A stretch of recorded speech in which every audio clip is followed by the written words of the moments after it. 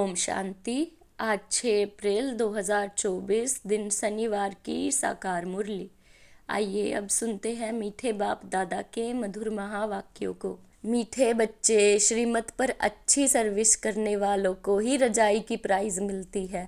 तुम बच्चे अभी बाप के मददगार बने हो, इसलिए तुम्हें बहुत बड़ी प्राइज मिलती है। प्रश्न: बाप की ज्ञान डांस किन बच्चों के सम्मुख बहुत अच्छी होती है? उत्तर: जो ज्ञान के शौकीन हैं, जिन्हें योग का नशा है, उनके सामने बाप की ज्ञान डांस बहुत अच्छी होती है। नंबरवार स्टूडेंट है, परंतु यह वंडरफुल स्कूल है। कईयों में जरा भी ज्ञान नहीं है, सिर्फ भावना बैठी हुई है। उस भावना के आधार पर भी वर्षे के अधिकारी बन जाते हैं। ओम शांति। रूहानी बच्चों को रूहानी बाप समझाते हैं। इसको कहा जाता है रूहानी ज्ञान या स्पिरिचुअल नॉलेज। स्पिरिचुअल नॉलेज सिर्फ एक बाप में ही होती है और कोई भी मनुष्य मात्र में रूहानी नॉलेज होती नहीं। रूहानी नॉलेज देने वाला ही एक है, जिसको ज्ञान का सागर कहा जाता है। हर एक मनुष्य में अपनी अपनी खूबी होती है ना। बैरिस्टर बैरिस्टर है, डॉक्टर डॉक्टर है। हर एक की ड्यूटी पार्ट अलग अलग है। हर एक की आत्मा को अपना अपना पार्ट मिला हुआ है और अविनाशी पार्ट है। कितनी छोटी आत्मा है, वंडर है ना। गाते भी है, चमकता है भरकुटी के बीच। यह भी गाया जाता है, निराकार आत्मा का यह शरीर है तख्त, है बहुत छोटी सी बिंदी और सब आत्माएं एक्ट्रेस है। एक जन्म के फीचर्स ना मिले दूसरे से, एक जन्म का पार्ट ना मिले दूसरे से। किसी को भी पता नहीं है कि हम पास्ट में क्या थे, फिर फ्यूचर में क्या होंगे। यह बाप ही संगम पर बैठ समझाते हैं। सुबह को तुम बच्चे याद की यात्रा में बैठते हो तो उजाई हुई आत्मा प्रज्वलित होती रहती है, क्योंकि आत्मा में बहुत जंक लगी हुई है। बाप सोनार का भी काम करते हैं। पतित आत्माएं जिनमें खाद पड़ती है उनको प्योर बनाते हैं। खाद पड़ती है ना, चांदी, तांबा, लोहा आदि नाम भी ऐसे हैं। गोल्डन एज, सिल्वर एज, तो प्रधान, सतो, रजो, तमो, यह बातें और कोई भी मनुष्य गुरु नहीं समझाएंगे, एक सतगुरु ही समझाएंगे। सतगुरु का अकाल तख्त कहते हैं ना, उस सतगुरु को भी तख्त चाहिए ना। जैसे तुम आत्माओं को अपना अपना तख्त है, उनको भी तख्त लेना पड़ता है। कहते हैं मैं कौन सा तख्त लेता हूँ, यह दुनिया में कोई को पता नहीं है। वह तो नेति नेति कहते आए हैं, हम नहीं जानते हैं। तुम बच्चे भी समझते हो, पहले हम कुछ भी नहीं जानते थे। जो कुछ भी नहीं समझते थे उनको बेसमझ कहा जाता है। भारतवासी समझते हैं हम बहुत समझदार थे, विश्व का राज्य भाग्य हमारा था। अब बेसमझ बन पड़े हैं। बाप तुम शास्त्र आदि भल कुछ भी पढ़े हो, यह सब अब भूल जाओ, सिर्फ एक बाप को याद करो। गृहस्थ व्यवहार में भी भल रहो। सन्यासियों के फॉलोवर्स भी अपने अपने घर में रहते हैं। कोई कोई सच्चे फॉलोवर्स होते हैं तो उनके साथ रहते हैं, बाकी कोई कहाँ रहते हैं। तो यह सब बातें बाप बैठ समझाते हैं। इसको कहा जाता है ज्ञान की डांस। योग तो है साइलेंस, ज्ञान की होती है डांस। योग में तो बिल्कुल शांत रहना होता है, डेड साइलेंस कहते हैं ना। 3 मिनट डेड साइलेंस, परंतु उसका भी अर्थ कोई जानते नहीं। सन्यासी शांति के लिए जंगल में जाते थे, परंतु वहाँ थोड़े ही शांति मिल सकती है। एक कहानी भी है, रानी का हार गले में। यह मिसाल है शांति के लिए। बाप इस समय जो बातें समझाते हैं वह दृढ़ांत फिर भक्ति मार्ग में चले आते हैं। बाप इस समय पुरानी दुनिया को बदल नई दुनिया बनाते हैं, तमो प्रधान से सतो प्रधान बनाते हैं। यह तो तुम समझ सकते हो। बाकी यह दुनिया ही तमो प्रधान पतित है, क्योंकि सब विकारों से पैदा होते हैं। देवताएं तो विकार से पैदा नहीं होते, उनको कहा जाता है संपूर्ण निर्विकारी दुनिया। वॉइसलेस वर्ल्ड अक्षर कहते हैं, परंतु उनका अर्थ नहीं समझते। तुम ही पूज्यो सो पुजारी बने हो। बाबा के लिए कभी ऐसा नहीं कहा जाता, बाप कभी पुजारी बनते नहीं। मनुष्य तो कन कन में परमात्मा कह देते हैं। तब बाप कहते हैं भारत में जब जब ऐसी धर्म ग्लानि होती है, वो लोग तो सिर्फ एक ही श्लोक पढ़ लेते हैं, अर्थ कुछ भी नहीं जानते।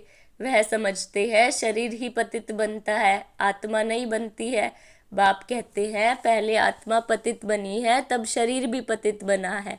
सोने में ही खाद पड़ती है तो फिर जेवर भी ऐसा बनता है, परंतु वह सब है भक्ति मार्ग में। बाप समझाते हैं हर एक में आत्मा विराजमान है। कहा भी जाता है जीव आत्मा, जीव परमात्मा नहीं कहा जाता, महान आत्मा कहा जाता है, महान परमात्मा नहीं कहा जाता। आत्मा ही भिन्न भिन्न शरीर लेते पार्ट बजाती है। तो योग है बिल्कुल साइलेंस, यह फिर है ज्ञान डांस। बाप की ज्ञान डांस भी उन्हों के आगे होगी जो शौकीन होंगे। बाप जानते हैं किसमें कितना ज्ञान है, कितना उनमें योग का भी नशा है। टीचर तो जानते होंगे ना, बाप भी जानते हैं कौन कौन अच्छे गुणवान बच्चे हैं। अच्छे अच्छे बच्चों का ही जहाँ तहाँ बुलावा होता है। बच्चों में भी नंबरवार है, प्रजा भी नंबरवार पुरुषार्थ अनुसार बनती है। यह स्कूल अथवा पाठशाला है ना, पाठशाला में हमेशा नंबरवार बैठते हैं। समझ सकते हैं फलाना होशियार है, यह मीडियम है। यहाँ तो यह बेहद का क्लास है, इसमें किसको नंबरवार बिठा नहीं सकते। बाबा जानते हैं हमारे सामने यह जो बैठे हुए हैं इनमें कुछ भी ज्ञान नहीं है, सिर्फ भावना है। बाकी तो न ज्ञान है न याद है।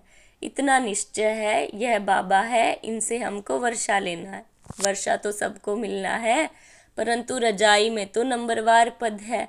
जो बहुत अच्छी सर्विस करते हैं उनको तो बहुत अच्छी प्राइज़ मिलती है। यहाँ सभी को प्राइज़ देते रहते हैं। जो राय देते हैं, माथा मारते हैं, उनको प्राइज़ मिल जाती है। अभी तुम जानते हो विश्व में सच्ची शांति कैसे हो। बाप ने कहा है उनसे पूछो तो सही कि विश्व में शांति कब थी, कभी सुनी या देखी है। किस प्रकार की शांति मांगते हो, कब थी। तुम प्रश्न पूछ सकते हो क्योंकि तुम जानते हो। जो प्रश्न पूछे और खुद ना जानता हो तो उनको क्या कहेंगे। तुम अखबारों द्वारा पूछो कि किस प्रकार की शांति मांगते हो। शांति धाम तो है जहाँ हम सब आत्माएं रहती हैं। बाप कहते हैं एक तो शांति धाम को याद करो, दूसरा सुख धाम को याद करो। सृष्टि के चक्र का पूरा ज्ञान ना होने कारण कितने गपोड़े आदि लगा दिए। तुम बच्चे जानते हो हम डबल सिरताज बनते हैं। हम देवता थे अब फिर मनुष्य बने हैं। देवताओं को देवता कहा जाता है, मनुष्य नहीं, क्योंकि दैवी गुणों वाले हैं ना। जिनमें अवगुण है वह कहते हैं मुझ निर्गुण हारे में कोई गुण नहीं। शास्त्रों में जो बातें सुनी है वह सिर्फ गाते रहते हैं, अच्युतम केशवम, जैसे तोते को सिखलाया जाता है ना। कहते हैं बाबा आकर हम सबको पावन बनाओ। ब्रह्मलोक को वास्तव में दुनिया नहीं कहेंगे, वहाँ तुम आत्माएं रहती हो। वास्तव में पार्ट बजाने की दुनिया यही है, वह है शांति धाम। बाप समझाते हैं मैं बैठ तुम बच्चों को अपना परिचय देता हूँ। मैं आता ही उसमें हूँ जो अपने जन्मों को नहीं जानते, यह भी अभी सुनते हैं। मैं इनमें प्रवेश करता हूँ। पुरानी पतित दुनिया रावण की दुनिया है। जो नंबर 1 पावन था वही फिर नंबर लास्ट पतित बना है। उनको अपना रथ बनाता हूँ। फर्स्ट सो लास्ट में आया है, फिर फर्स्ट में जाना है। चित्र में भी समझाया है ब्रह्मा द्वारा मैं आदि सनातन देवी देवता धर्म की स्थापना करता हूँ। ऐसे तो नहीं कह सकते हैं देवी देवता धर्म में आता हूँ। जिस शरीर में आकर बैठते हैं वहीं फिर जाकर नारायण बनते हैं। विष्णु कोई और नहीं है, लक्ष्मी नारायण अथवा राधे कृष्ण की जोड़ी कहो। विष्णु कौन है यह भी कोई नहीं जानते हैं। बाप कहते हैं मैं तुमको वेद शास्त्रों सब चित्रों आदि का राज समझाता हूँ। मैं जिसमें प्रवेश करता हूँ वह फिर यह बनते हैं। प्रवृत्ति मार्ग है ना, यह ब्रह्मा सरस्वती फिर वह लक्ष्मी नारायण बनते हैं। इनमें ब्रह्मा में मैं प्रवेश कर ब्राह्मणों को ज्ञान देता हूँ, तो यह ब्रह्मा भी सुनते हैं। यह फर्स्ट नंबर में सुनते हैं। यह है बड़ी नदी ब्रह्मपुत्रा। मेला भी सागर और ब्रह्मपुत्रा नदी पर लगता है। बड़ा मेला लगता है जहाँ सागर और नदी का संगम होता है। मैं इसमें प्रवेश करता हूँ, यह वह बनते हैं। इनको वह ब्रह्मा सो विष्णु बनने में 1 सेकंड लगता है। साक्षात्कार हो जाता है और झट निश्चय हो जाता है मैं यह बनने वाला हूँ, विश्व का मालिक बनने वाला हूँ। तो यह गदाई क्या करेंगे, सब छोड़ दिया। तुमको भी पहले मालूम हुआ बाबा आया हुआ है, यह दुनिया ख़त्म होने वाली है, तो झट भागे। बाबा ने नहीं भगाया, हाँ, भट्टी बननी थी। कहते हैं कृष्ण ने भगाया। अच्छा, कृष्ण ने भगाया तो पटरानी बनाया ना। तो इस ज्ञान से विश्व के महाराजा महारानी बनते हो। यह तो अच्छा ही है, इसमें गाली खाने की दरकार नहीं। फिर कहते हैं कलंक जब लगते हैं तब ही कलंगीधर बनते हैं। कलंक लगते हैं शिव बाबा पर, कितनी ग्लानि करते हैं। कहते हैं हम आत्मा सो परमात्मा, परमात्मा सो हम आत्मा। अब बाप समझाते हैं ऐसे है नहीं, हम आत्मा अभी सो ब्राह्मण है। ब्राह्मण है सबसे ऊंचे कुल, इनको डायनेस्टी नहीं कहेंगे। डायनेस्टी अर्थात जिसमें रजाई होती है। यह तुम्हारा कुल है बहुत सहज। हम ब्राह्मण सो देवता बनने वाले हैं, इसलिए दैवी गुण जरूर धारण करने हैं।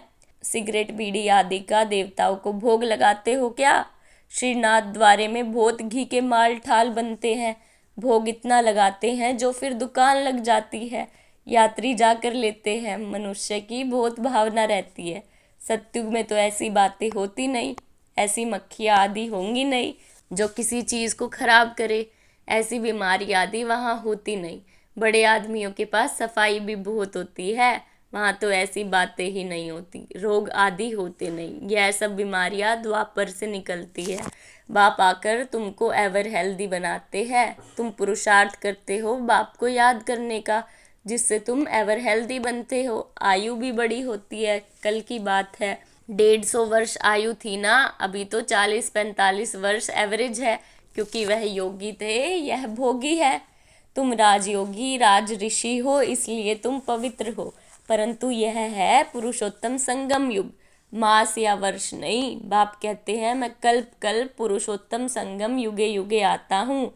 बाप रोज रोज समझाते रहते हैं, फिर भी कहते हैं एक बात कभी नहीं भूलना, पावन बनना है तो मुझे याद करो। अपने को आत्मा समझो, देह के सभी धर्म त्याग करो। अब तुमको वापिस जाना है। मैं आया हूँ तुम्हारी आत्मा को साफ करने, जिससे फिर शरीर भी पवित्र मिलेगा। यहाँ तो विकार से पैदा होते हैं। आत्मा जब संपूर्ण पवित्र बनती है तब तुम पुरानी जुत्ती को छोड़ते हो, फिर नहीं मिलेगी। तुम्हारा गायन है वंदे मातरम। तुम धरती को भी पवित्र बनाती हो। तुम माताएं स्वर्ग का द्वार खोलती हो, परंतु यह कोई नहीं जानता। अच्छा, मीठे मीठे सिकिलदे बच्चों प्रति माता पिता बाप दादा का याद प्यार और गुड मॉर्निंग। रूहानी बाप की रूहानी बच्चों को नमस्ते। रूहानी बच्चों के रूहानी बाप को नमस्ते नमस्ते, गुड मॉर्निंग। धारणा के लिए मुख्य सार, आत्मा रूपी ज्योति को प्रज्वलित करने के लिए सवेरे सवेरे याद की यात्रा में बैठना है। याद से ही जंक निकलेगी। आत्मा में जो खाद पड़ी है वह ज्ञान से निकाल सच्चा सोना बनना है।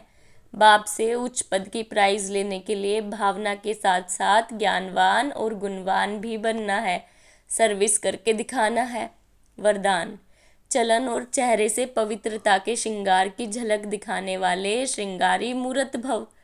पवित्रता ब्राह्मण जीवन का श्रृंगार है। हर समय पवित्रता के श्रृंगार की अनुभूति चेहरे या चलन से औरों को हो। दृष्टि में, मुख में हो, हाथों में, पांवों में सदा पवित्रता का श्रृंगार प्रत्यक्ष हो। हर एक वर्णन करे कि इनके फीचर्स से पवित्रता दिखाई देती है। नयनों में पवित्रता की झलक है, मुख पर पवित्रता की मुस्कुराहट है, और कोई बात उन्हें नजर न आए। इसको ही कहते हैं पवित्रता के श्रृंगार से श्रृंगारी हुई मूर्त। स्लोगन, व्यर्थ संबंध संपर्क भी अकाउंट को खाली कर देता है, इसलिए व्यर्थ को समाप्त करें। व्यर्थ संबंध संपर्क भी अकाउंट को खाली कर देता है, इसलिए व्यर्थ को समाप्त करें। ओम शांति।